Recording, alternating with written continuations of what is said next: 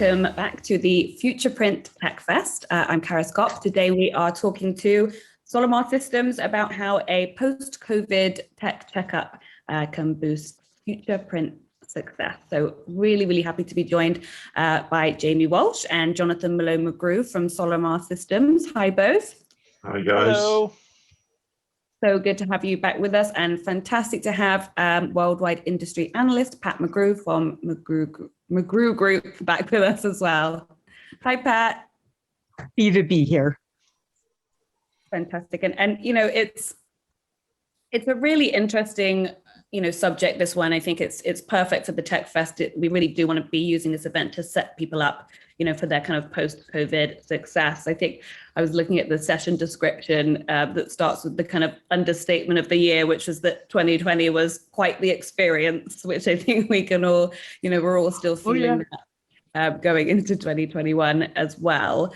First of all, perhaps we could just talk about what you mean when you say technology checkup. Jonathan, maybe if we start with you on that. Sure, and I think I'll throw it to Pat to give some opinion from an industry perspective, but from a Solimar perspective, we have been talking to customers throughout this whole, we always talk to customers, but when the world started to shift, when business started to shift and levels of business were changing in both directions, up and down, we recognized that our customers were realizing things they had put off in their technology stack or in their infrastructure were causing them problems. And they might have known that they needed to do some upgrades and some technology reviews and things, but the whirlwind, I talk about the whirlwind a lot because I read a book years ago that talked about getting out of the whirlwind, stepping back and really doing what's right for your business. And whether that's, Solimar in our marketing and how we're doing our development, or if it's a customer and really looking at how to be successful with what they're producing and delivering to the market. So I think checkup is really just,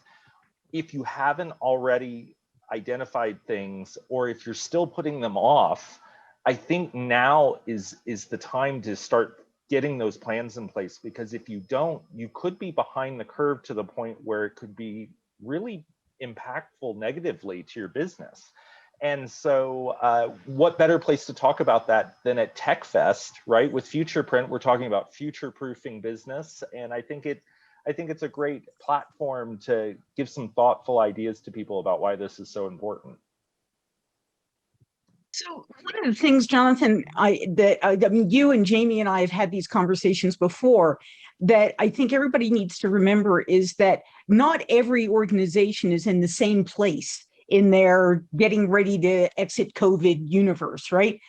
There's sort of three general classes of organizations. There's the group of people who had already done a lot of automation work. They put their dashboarding systems together. They had already automated the job onboarding pieces and have a pretty clean flow through. Now, those people still need to do a little bit of a checkup because things may have changed about their business. So the way they set it up, might not be what they need to grow forward.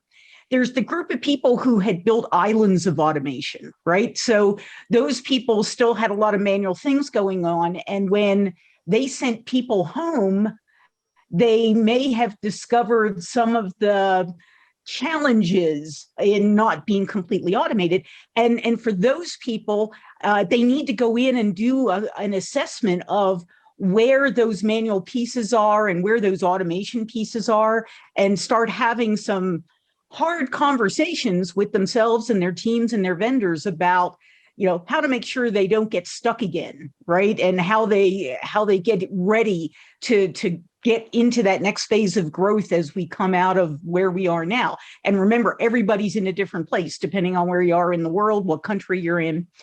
Then there are those poor people who were really 100% manual coming into this, where, orders were being taken on the phone. Maybe they were coming in on a fax machine. Guys were going out, or gals were going out with an order pad and taking orders. Still a lot of that goes on. And all of a sudden they couldn't go out and visit people, and they didn't have another way to capture those orders, even if the work was available. And then they couldn't have anybody in the plant So all of a sudden your pre-press team and your CSRs are all trying to work from home with the kids doing homework in the background and the dog barking and three other people on computers, right? And those people started to come to a really clear understanding of why all of us who talk about automation talk about it. And so anybody who's heard me for 5 minutes in the last year has heard me say, please do an assessment of your business. Please go look at your business and figure out, what it is you really have and what you need to start automating so that you're ready to come out of where we are. Right. And Jamie, I think that kind of, it dovetails right into a lot of the Solimar story. I couldn't agree more. And I think I always think of an analogy back to human life when I think about a lot of these business processes. And we're very used to having checkups on our health, on our cars, on our properties that we own. We don't think twice about doing that. But doing it in our business, people seem a little bit resistant to do that at times. And there's so much value that you can drive out of it. And it can be a short period of time devoted to this, or you could look at much bigger project and the investment that goes around that. But please, people, just do it. Do you feel, Jamie, sometimes people don't do it because they don't want to know? Yeah. There is the fear. If I've got a sore tooth, do I really want to go to the dentist and be told you've got to have a root canal? We'll take a slightly easier path. It's normally the dollar signs that come with the dentist, but anyway, it's kind of like the auto mechanic. And I think it's workflow too. Similar. I think people fear it, right? They fear that if they do this assessment, that the next thing that's going to happen is that they're going to realize that there's this big investment they're going to be needing to make in order to get where they want to go. The thing is, you can do it incrementally. You don't have to bite the whole elephant, right? You can actually just start with the trunk and work your way back. Also, to use the dentist analogy, if you ignore it, if you ignore that it's just going to get worse and worse and worse. And it's the same with your business, isn't it? It does. It absolutely does. And I think sorry, please go on. So I was going to say, I think going back to that piece that Pat said about people don't want to know, sometimes we're quite happy being, the unconscious incompetent, and we just exist and everything seems fine. But, maybe it's time to scratch the surface a little bit and dig under and realize the benefits that can come, because that's what this is about. It's about driving benefit. And do you realize, I think a lot of companies realized also that they thought that they had a well-trained staff, and as an aggregate they probably did, but because everybody knows their job and they kind of get it done, right? And what it takes to get it done might require heroism from time to time, but it's not really good to cultivate a hero culture. It's better to have a culture of, let's think in terms of not just work-life balance, but customer satisfaction, and build to the best level.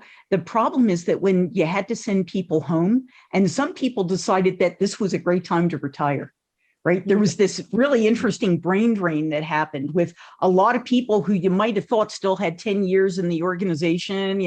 They weren't ready to retire yet. They kind of sat up and looked around and went, oh, I think it might be time to retire now. And they literally just exited the industry.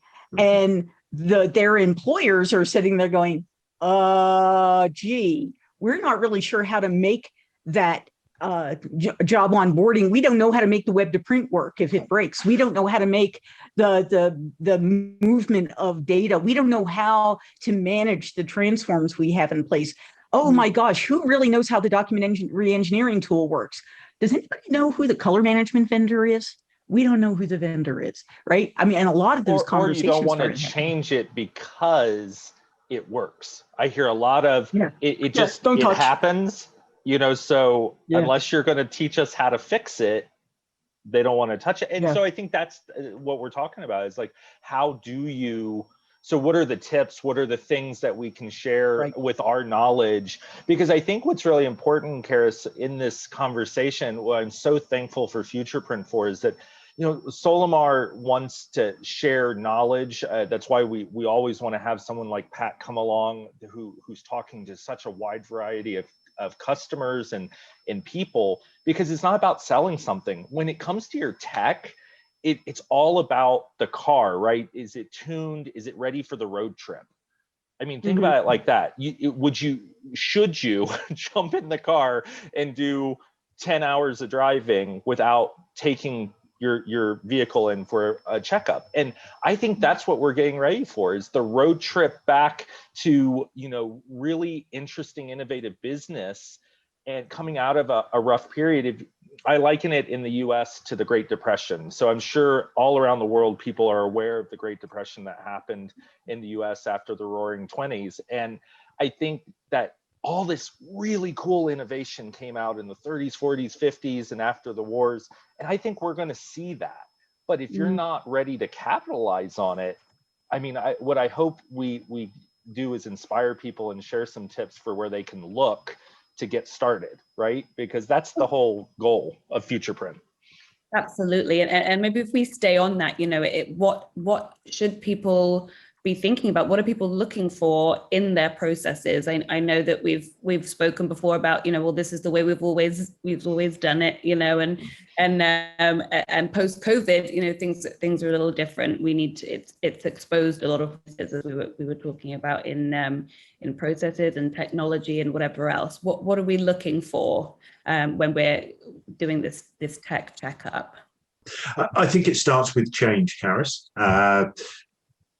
COVID was the catalyst of massive change. Doesn't matter what industry you're in, it was a big change. And the consequence of that change is where we need to start. So people need to, you know, take that step back out and look at what's changed in their business. Applications have changed. Your transactional printer of yesterday is now doing DM. He may be doing books. He may be doing other applications that he wasn't necessarily geared up for before COVID, but because pressures and dynamics of the market were different, you know, he got on board with that because people still needed those applications being done. So look at the application change, look at your people change. You know, people are at the heart of all businesses. You know, they're supported by software and these automated processes, but people are key to this as well.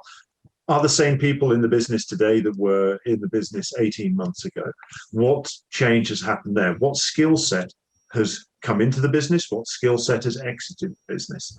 What developments have you made in your business, and what changes have you made to the technology? And this tends to start with the hardware that people are utilizing, because thankfully, we've seen a continued adoption of new hardware technology in the print industry, new inkjet systems. We've seen great news from some of the manufacturers, finishing systems, and that's brilliant. But when you make those changes, normally you would have some appreciation of you know, the systems that support the implementation and the seamless integration into the business. But because we were in a very different time, I think investments were made, and it was just get that new hardware in to fill that capacity or to offer that new service, but without not thinking about the normal things that we would necessarily consider in a calmer time.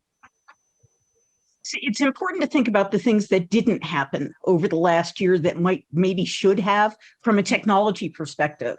So in the best of worlds, we'd have hoped that maybe as the business changed a little bit and as you realized the need to be a little bit more automated than maybe you were, or to tune up your automation, that you would be looking at things like making sure your DFEs were at the proper patch level, that you were completely up to date. If you bought a new piece of equipment, that you really understood what it was going to take to get work to that new piece of equipment, and that all of the pieces of your workflow, whether it's islands of automation, end-to-end automation, or just point tools, that you've got them completely up to date. Right? Hopefully you took a little bit of time and you said, oh, look, we're 4 patches behind, or we're 3 upgrades behind. So maybe we should get all that in place. Well, in talking to a lot of printers over the last few months, that work really didn't happen in most places. And so now would be a really great time to go in and make the list and check it twice, okay? Make the list of all the software sitting on your server and who's using it and what they're using it for, and figure out if it's the up-to-date version or not. And if it's not, you're paying for features you're not getting, and you're not getting the most out of your workflow. If you did, as Jamie mentioned, you were one of those people who invested in a shiny new press, or you added an additional press to your shop floor. A lot of people did. There were good deals. There were a lot of opportunities to expand. If you do that, but you don't make sure the workflow can feed it, you just bought a lot of capacity you can't use. Yes. So your tech stack has got to be appropriate to the output capabilities that you just invested in. And it's funny, the hardware vendors, I think they kind of mention it along the way, but it's not what they sell. So it's not a big part of their story. And a lot of the software vendors almost feel funny about kind of knocking on the door of their customers and saying, you're a little behind in your maintenance. Maybe you want to upgrade because you get all these benefits. And honestly, that's a conversation that every software vendor should have with their customer. And just to illustrate that point a little bit, so we actually, Marianne Rowan, our Chief Experience Officer, and I, we do a lot of work with our Customer Advisory Council so that we can bring this kind of data to these things. We were talking to one of our great customers in Detroit, Michigan, Wolverine Solutions Group, longtime business, started in 1978, does a lot of direct mail and marketing as well as transactional printing. And they added new equipment. They added it right in the middle of COVID shutting down. It was on their plan prior to COVID. And I mean, it was being delivered as the world shut down. So, you just kind of keep on going. A lot of people do. And what they said is that the workflow software was directly attributable to the ability to grow the business 30% year over year. And as a round number. But they said, you could put more presses in and you could keep up with the business that was coming in, but you wouldn't be getting the best ROI out of that investment. And the software they had, they didn't have to pay extra for, they just had to manage it to make sure that they had the features. And so if they wanted to add a feature, then you pay a little bit more, but the return on it, the dividends on it were so important to the health of the future of the business. And I think that's why, Pat, really, what you're saying is really important. We're talking about, go work with your vendor. If you don't have that relationship with them, try to create it. That's the culture we have at Solimar, but it's whether it's your hardware, but are you in, a cloud and you're trying to right size your virtualization of your environment. You've got on-prem servers and maybe the hardware is old or you're in the middle of upgrades. The other reason you want to consider all of this from the beginning all the way to the end of your processes is because of security. We're seeing all of these ransomwares and all of these security issues, which are causing more audits and all of these things. Whether you're just a general marketing commercial printer, these things are starting to hit lots of people. So you want to be on the latest tech so that you're secure too. I mean, just Windows this morning updated on me. So I was waiting. I was like, I got a recording here in a minute, So I think it's important for a multitude of reasons to do this tech checkup, And remember that even direct mailers have security audits that they often have to go through from their customers because they're handling name and address information at a minimum, right? Yeah. And so the way the compliance laws have changed and the privacy laws have changed. So remember, while we were all in lockdown, laws kept changing. It was really kind of interesting to watch. A lot of privacy legislation, both in Europe and in the US, as well as elsewhere in the world, continued to change. And what that meant was that for a lot of the global marketing organizations, they discovered that they better be auditing their print providers, not just the transaction people who were kind of used to it. And the transaction people who were out there doing audits went from sort of a quarterly method. Some people we've talked to are getting audited every single month. So your systems better be in order and up to date and locked down. And if you weren't paying attention, you can get yourself into a situation where the compliance officer comes through, they take a look at your operation, and they hand you the 4-page list of things they're not happy with. And trying to resolve it after an audit is a whole lot harder than trying to prepare to be audited and pass it the first time. Yeah. Kind of that continual inspection of our own operations and businesses, isn't it? It is, and it's everywhere in the world. You know, it's not just a North American thing. It's not just a UK or a European Union thing. You see it, all over Asia Pacific, and even in South America, they're starting to really look carefully at data privacy and data handling. So even for a direct mail printer who might not think that they have to worry about it, they do. Yeah. I think business owners owe it to themselves, their employees, and their customers to do it as well. You know, the onus is on them to make sure their business is as efficient and secure as it can be, and that will lead to positive results across the board.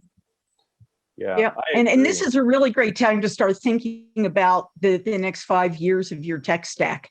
You know, it's not just first get yourself to a baseline. Let's start there, right? You know, get to a place where you understand all your tech and all your tech is up to date, but don't stop there. Start to think about, what are the things that the vendors you work with have on their roadmap that are going to help you grow your business, and keep an eye on the new tech that's coming into the marketplace from every direction. I mean, new finishing technologies, all sorts of new pre and post technologies, new printing technologies, new speed options, ink options, substrate options, new workflow options, new document reengineering options, new optimization options. Keep your eye on all of it, because everything you do to become more efficient increases your profit margin.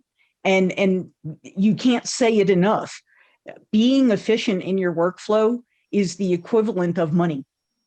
And look for those opportunities to be involved with your hardware vendors, your mailing vendors, your finishing partners, your workflow partners, to tell them what you need, because I think that's the hardest part. We're all trying to get data in and develop the right things for the markets, but look for those opportunities. Look for those opportunities to engage with people like Marianne and I, who manage customer experience and engagement, so that we can feed that back to our development groups. Join, advisory councils. And it sounds like a lot of work, but it really isn't. It's, it can be an email. You know what I mean? We might ask for a phone call as a vendor, for 20 minutes, a half hour of your time, to get a better understanding of why it's important to the way you work. Karis, I know we only have like 7 or so minutes left of our session at FuturePrint. They always fly by. How do we make sure that we give people some actionable things? What would you want to hear from us as the host, and you write all these great articles? What would help, do you think, for the market? Yeah, I think just from your perspective, where do people start? I think that's, certainly coming out of the pandemic. We spoke at previous FuturePrint events, with Solimar about some of the shift, about some of the volume changes, about some of the ways that the pandemic has changed things in a way that they're not going to go back. So, I think for some people, like we said, that might be apprehensive about getting going with a tech checkup, maybe, where do they initially start would be my question. Well, I have a few tips. I try to keep it, I think people are afraid of the elephant. So if we just kind of look at a couple areas, I think with your tech, it's what your platform's sitting on. So like Pat was saying, look at your servers, look at how you're virtualized, look at the version level you're on. If you've put off a bunch of upgrades, there may be fixes in there that you need, that you're having manual processes to fix or workarounds to fix. So start there. Start to look at your baseline. And then my second tip would be to look at where things come in, because normally how work comes into your organization is a huge bottleneck, because as volumes go up and customers are frantic trying to get out to meet their opportunities. You start to get uglier files, whether you're on a PDF base or not. So look at that, identify the challenges about how work's getting into your environment. And then from there, look for all those manual touch points. My third one, if I just keep it to 3, is all the places that people are touching the workflow or opportunities where problems can happen, waste can happen, and you could potentially use technology you already have, maybe with a little upgrade, maybe with a little extra module, to take that manual process away and allow you to utilize your labor better. Because what we're seeing is a lack of labor and skill available. We can't even hire enough people. So try to reduce that problem. And then I'll throw it over to someone else to give their tips. Yeah, Pat, it's one of those things that you say all the time. It's walk the workflow. It's, I've just read a piece on what they think by Jennifer Mann. Great piece about document your processes. Yeah, start with a pack of Post-it notes, get a pen, sit down, give yourself some time, and start to write down the basics. Doesn't have to be massive detail, but just start to document the things that take place. And then it's very, very quick, I think, for you to start to identify bottleneck, problem, because that's what it is. We're looking for bottlenecks, we're looking for problems. If we can address those, then you can start to iron it out and become more productive, more efficient, and as you've said all the way through, more profitable, because that's what businesses are in place to be. Without profit, they fail to exist. So that's true. And what I would leave you with is this idea of thinking incrementally, but for the long term, right? Play the long game. I'm a big believer in crawl, walk, run. So as Jane said, look at what you've got. I love the Post-it note approach. One of the Solimar customers shared a picture with me of a giant whiteboard full of colored Post-it notes where they had literally identified every touch point in their workflow. It is my favorite picture because they didn't realize until they were looking at it, oh my God, we touch these jobs 100 times and we shouldn't be, right? So find out what you've got and what technology you've got, what level it's at, but also who all is touching what, right? Mm-hmm. We walk into places, McGrew Group, when we do assessments, we are never shocked when we discover that there are 5 web-to-print systems, 2 ERPs, and 3 MISs, because that's actually just not that unusual. So let's look at what we have and then go walk that workflow and understand how the jobs work. And then in order to get ready to run, you're going to have to be thinking out a bit. You're going to need to make sure that you've got servers that can support the work that you're growing into. Remember that today, if you order a good size server, you might be on a waiting list for 6 months, and maybe you don't have 6 months. So you need to be rethinking how it is you're going to be able to accomplish the work you need to do. There's a massive computer chip shortage. If you read the news, it's attacking all industries, not just ours. But our industry is highly dependent on server technology, and if your on-site servers can't handle the load, you're going to need to start thinking about hybrid and cloud-based solutions as well. So play the long game. Start preparing now for where you want to be in 18 months, 24 months, 5 years. And Karis, if I could, just to wrap all those tips together, the reason you want to do this, and Solimar is very proud of our case studies. We work with our customers to really share the value. So go look at our case studies on our website, because it's not about selling products. It's about telling you why this is so important to focus on workflow. We've been doing it for 30 years for a reason. And it's things like workflows go from 24 hours to under an hour. They go from 8 hours to minutes. You can do things with them that you couldn't do before, which means you can utilize your presses and your people better. And sometimes you can drive like $400,000 or 300,000 pounds worth of euros, if you like, worth of additional opportunity that you can bring into your business.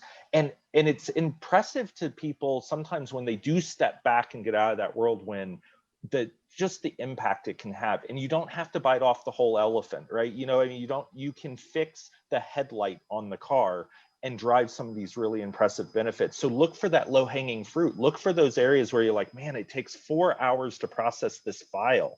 How do I fix that? and your vendors are going to want to work with you. If you don't work with Solimar, whoever you're working with will want to do this with you because it's good for the whole industry and it's good for customers. Yeah, absolutely. And I think, I know from speaking to Pat, certainly even before the pandemic, you're an advocate of regularly reviewing your processes anyway. But even, post-COVID, like we've said already, don't stop here, don't do a review and then stop. You've got to, make sure you're regularly checking things, because I think we'll be feeling effects. I think we've spoken before that the pandemic changed things, but now we're getting back to work and things are still changing. We're still not, settled where we're going to be. So 6 months from now will be different from when everyone was coming back to work from the pandemic. So, and that might have impacts on your business and your workflow. So keep at it, keep checking. I think definitely is another message to leave people with as well. Change is constant. It's always going to happen, as you said, Karis, and people shouldn't be afraid of that change. What they should do is try to embrace that change, be proactive, get ahead of the change for once. We all have a million and one things to do in our lives. Take some time to be proactive, face the challenge head on, and do something about it. Yeah. Otherwise, it'll just manifest and things will never get better. Yeah.